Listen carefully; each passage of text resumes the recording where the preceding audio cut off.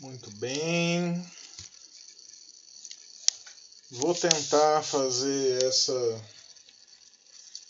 a última parte.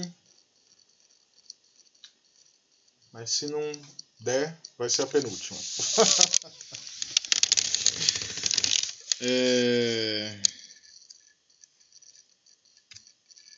Bom, então a gente viu a orientação profissional no contexto educacional, no contexto clínico, no contexto organizacional. E por último, a autora, né, nesse capítulo, traz a questão da técnica, ética e legislação. Gente, se vocês puderem, não nesse slide, mas no próximo eu vou mostrar. Por exemplo, essa resolução, se vocês puderem pôr no Google, lerem essa resolução, é melhor, porque vai estar bem detalhado. Se bem que eu simplesmente copiei e colei. Isso daqui é texto dessa resolução. Aqui ela é maior, né? Eu não colei ela inteira. Porque essa resolução, ela é do ano passado, né? Foi atualizada ano passado. E o livro não está defasado, né? Está atrasado. É outra resolução, é outra lei, tudo bem, tem coisa semelhante e tal, mas a gente tem que se atualizar, né? Sempre de acordo com o que está valendo. E o que está valendo é essa resolução aqui, sobre os documentos psicológicos. Então tá bom, né? Vamos lá. Aí ela fala então das organizações. Eu vou passar lei por lei, né, resolução por resolução, mas é importante assim conhecer, né, afinal de contas é a legislação da nossa profissão, né, então tem que saber. Bom, ela fala então da atuação nas organizações, vai falar que a orientação profissional pode ser realizada individualmente ou em grupos. Daí acho que se ela não disse antes, já está meio que subentendido, né? A gente já conversou um pouco. E isso daqui, eu lembro que eu falei, acho que na primeira aula, né? Na primeira vez que a gente viu, né? Mas só para reforçar, né? E agora com o texto da lei na nossa frente, a lei que regula a profissão, né, do psicólogo no Brasil, 4.119 de 1962, no seu artigo 13, coloca lá no seu primeiro parágrafo que constitui função privativa do psicólogo a utilização de métodos e técnicas psicológicas com os seguintes objetivos. Então, diagnóstico psicológico, orientação e seleção profissional. Orientação psicopedagógica, solução de problemas de ajustamento. Ou seja, né, só para reforçar, né, eu lembro que eu já falei na sala, mas que a orientação profissional ela é utilização de métodos e técnicas psicológicas com o objetivo de orientação profissional é previsto em lei já desde que a psicologia foi legalizada, regulamentada no Brasil, em 62. Certo?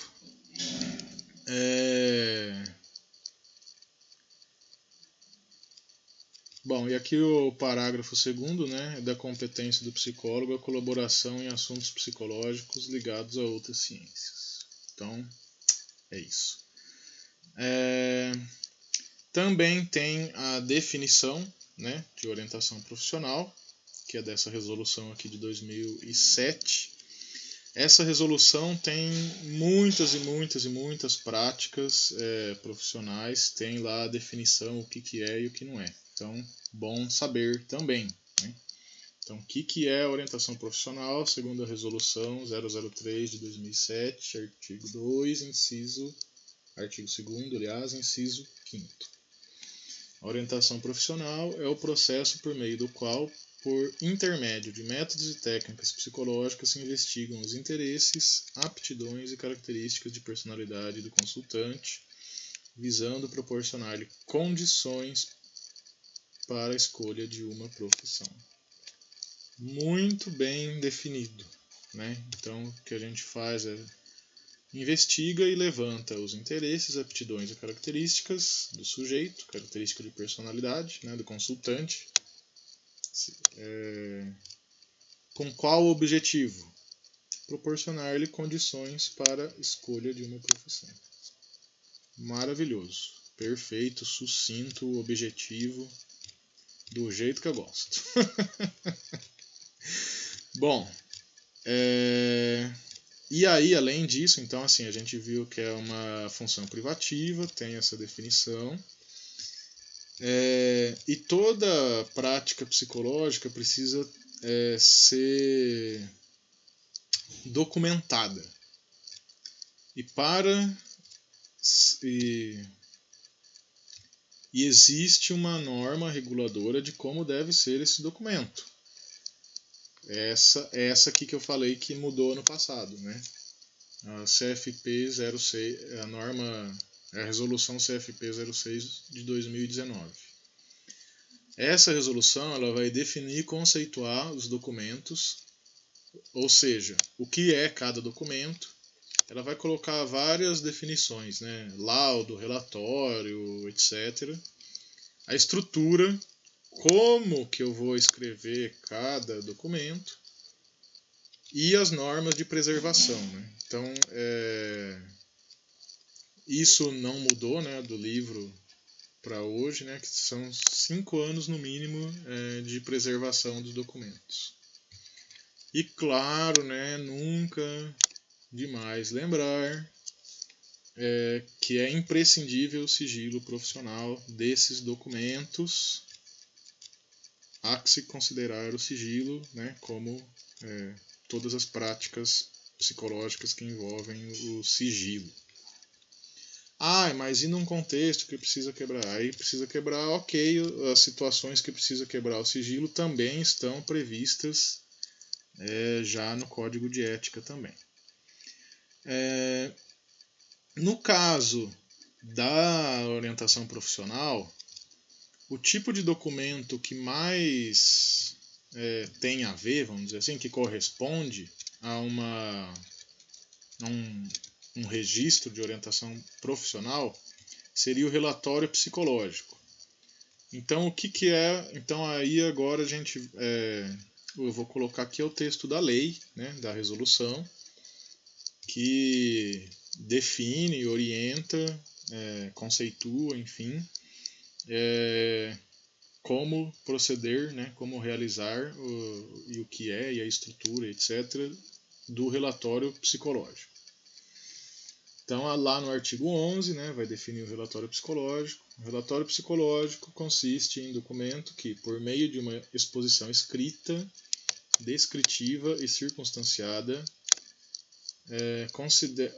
considera os condicionantes históricos e sociais da pessoa, grupo ou instituição atendida, podendo também ter caráter informativo. Visa a comunicar a atuação do profissional do psicólogo em diferentes processos de trabalho já desenvolvidos ou em desenvolvimento, podendo gerar orientações, recomendações, encaminhamentos e intervenções pertinentes à situação descrita no documento, não tendo como finalidade produzir diagnóstico psicológico. Então vamos lá, relatório. Bom, eu não vou explicar não, eu vou continuar lendo, que aí vai ficar mais claro, imagino eu. Aí depois eu paro para explicar um pouco. Lá o inciso 1º. O relatório psicológico é uma peça de valor de natureza e valor técnico-científico, devendo conter narrativa detalhada e didática, com precisão e harmonia. A linguagem utilizada deve ser acessível e compreensível ao destinatário, respeitando os preceitos do Código de Ética Profissional do Psicólogo.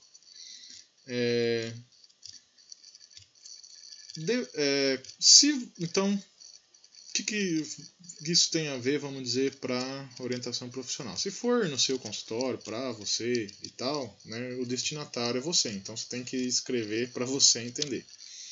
Mas em outros contextos, né, que vão gerar, que as práticas vão gerar um relatório, né, a linguagem, isso serve para qualquer outro relatório, né, não só necessariamente de orientação profissional. Né. A linguagem tem que ser didática, né?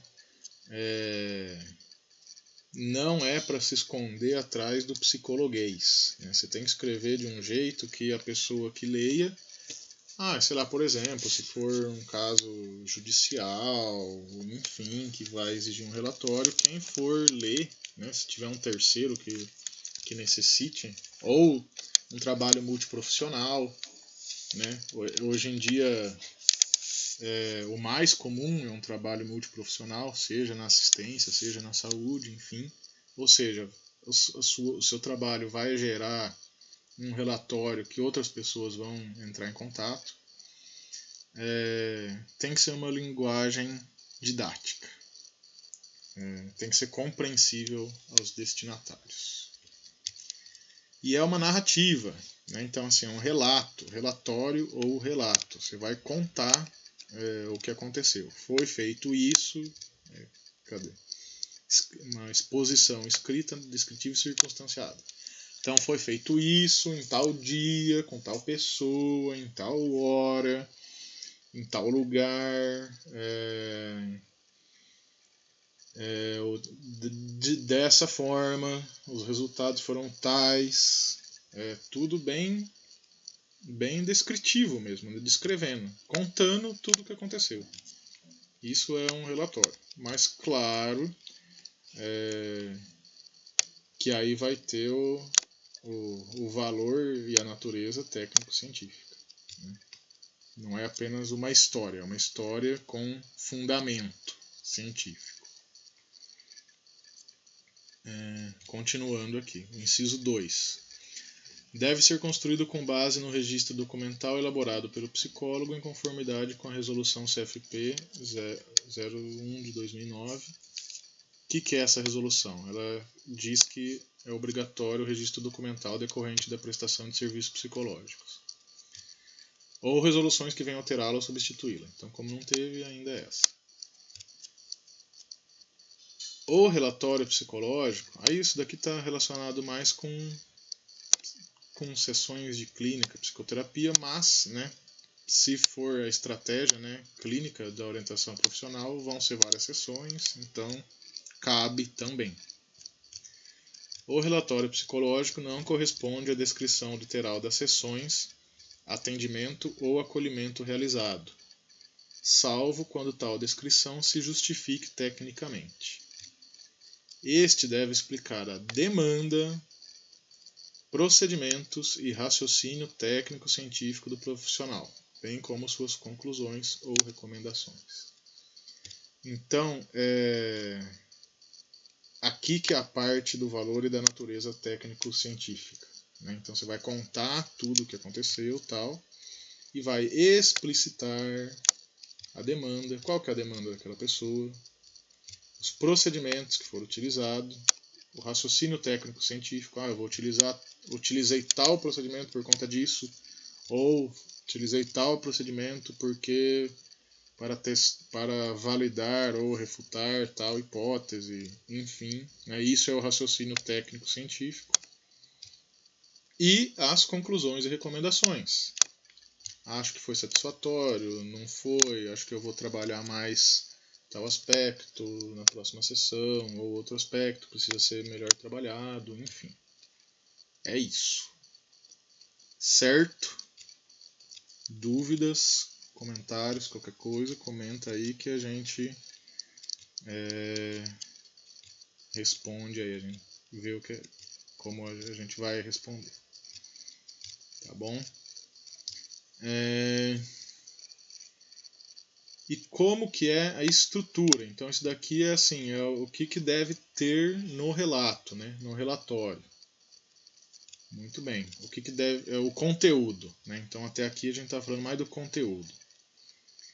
E aqui é a estrutura. Como que é a estrutura? Como que tem que ser a estrutura desse relatório? Como que ele vai estar montadinho, vamos dizer assim. Então, o parágrafo 1º, relatório psicológico deve apresentar as informações da estrutura detalhada abaixo, em forma de itens ou texto corrido. Quem prefere item, põe item. Quem prefere texto corrido, texto corrido. Então, são esses 5 itens. Identificação do cliente, descrição da demanda, ou seja, já está repetindo o que disse ali em cima. Procedimento, o que aconteceu. Análise, como que você analisa, avalia o que aconteceu. E conclusão. Certo? E acabou! Muito bem. Gente, acredito que vocês estejam vendo isso no domingo. E dia 22 de março. E eu pretendo, se tudo der certo, subir já a próxima aula na data que a gente teria na vida real, né? Que é dia 23, segunda-feira.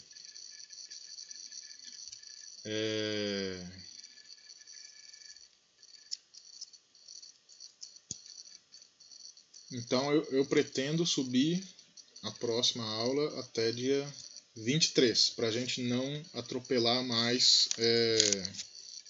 não ficar bagunçado mais do que já está, né? Esse calendário, para a gente fazer tudo certinho, né? No tempo certo.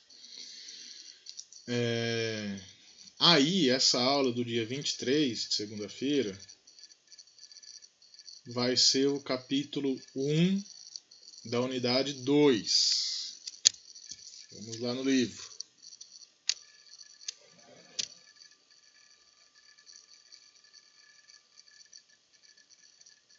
Capítulo 1 da unidade 2, que é... Passou. Público-alvo. Muito bem. Vai ser a próxima aula que eu vou subir aí no YouTube. Relativa a esse texto. Mas eu gostaria muito de trabalhar um texto com vocês, que aí eu vou colocar no AVA, que chama O Papel do Trabalho na Transformação do Macaco em Homem, que é do Friedrich Engels. Eu já comentei com vocês já desse texto. Mas eu vou colocar esse texto para o dia 30. Tudo bem? Então, segunda-feira, dia 23, pretendo colocar o capítulo 1 da unidade 2. E no dia 30, eu subo a aula relativa ao texto do Engels. Tá bom, mas aí até lá eu já vou ter postado o texto do Engels no AVA também, já vai estar disponível. Certo? Qualquer coisa, os seus representantes têm meu WhatsApp, meu e-mail. Pode mandar mensagem, esse vai ser o meio que a gente vai utilizar, né? Agora que estamos distantes. Se eu não responder na hora, tenham paciência, que uma hora eu vou responder. E é isso, estou à disposição. Tá bom? Até a próxima. E tchau, tchau.